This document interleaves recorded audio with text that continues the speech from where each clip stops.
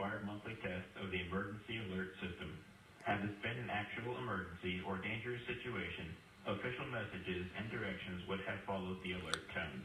This test is brought to you by the Florida Division of Emergency Management, the Florida Association of Broadcasters, and your local broadcast station or cable provider.